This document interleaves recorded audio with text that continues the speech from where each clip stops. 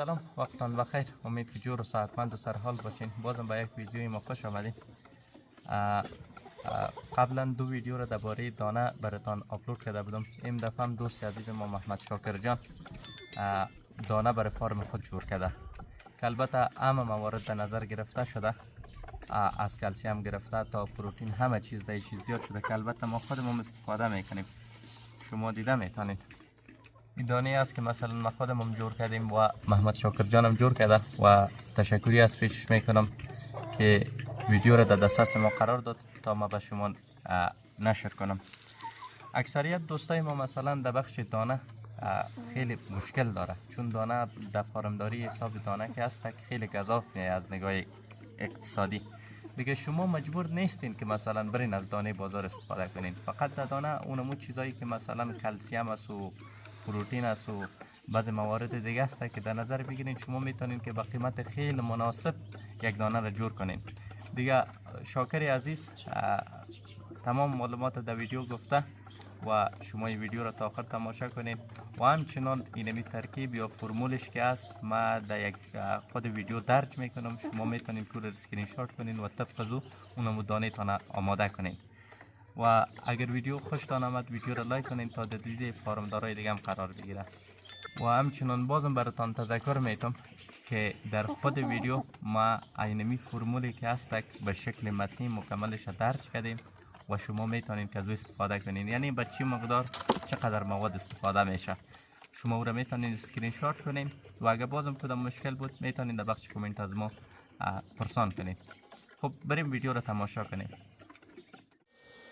بسم الله الرحمن الرحیم. وطندارای ان شاء الله که جور و سرمند و سرحال باشین. قسم قبلا یک بار بر شما وعده داده بودیم به یکی از پست‌ها درباره دانه، ساختن دانه و دانه که ما جور میکنیم، گفتیم بر شما یک ویدیو ازش بگیریم. دیگه امروز اون مواد از ما آماده کردیم، اما تعداد اندازه دانه کم است. حدوداً 500 کیلو دانه است که امروز رو ما آماده میکنیم، موادش بر شما میگیم. اما یک دفعه دیگه که من میخواستم بگویم این است که دانه بلند شدگی که یک تعداد مواد کیمیایی دو استفاده میشه، مثل لیزین، میتونین، لایسین و یک چند مواد دیگه است.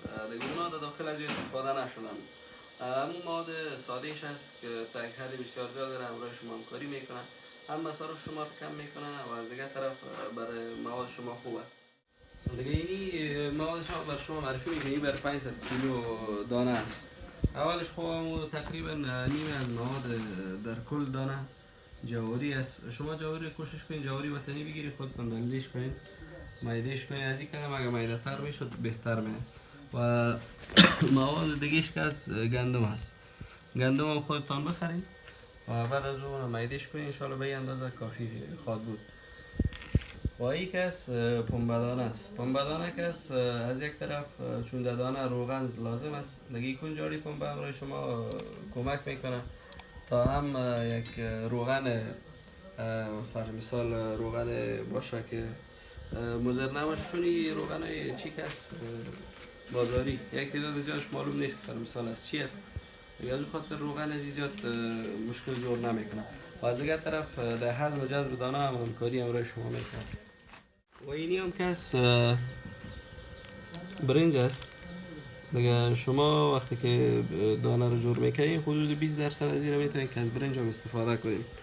و در پولی از این چون ما قبلا بر از این مرغا دانه نمبر 4 میدادیم، به خاطر از این باز مرغا استرس پیدا نکنه، از اون خاطر دیگه او دانه رو یک مقدار 50 کیلو درش گرد میکنیم.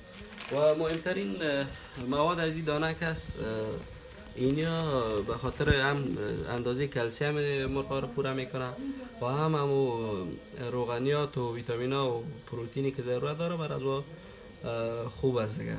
یک از پودر گوشت، پودر ببخشید استخوان است که آبی کلسیم است. و این هم کس پودر گوشت است. در ضمن این پودر مایی است. و یک چیز دیگه کس این پودر به نام دیکلسیم فسفیت است.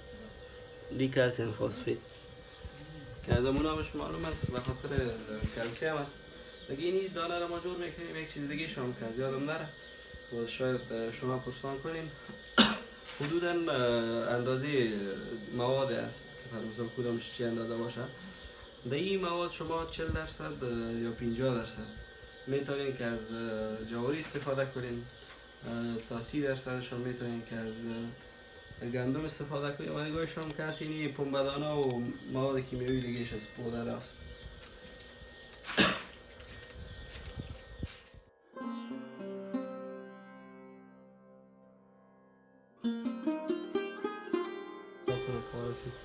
نشان دادیم تلویزیون اصلا تو چی کار را کرده؟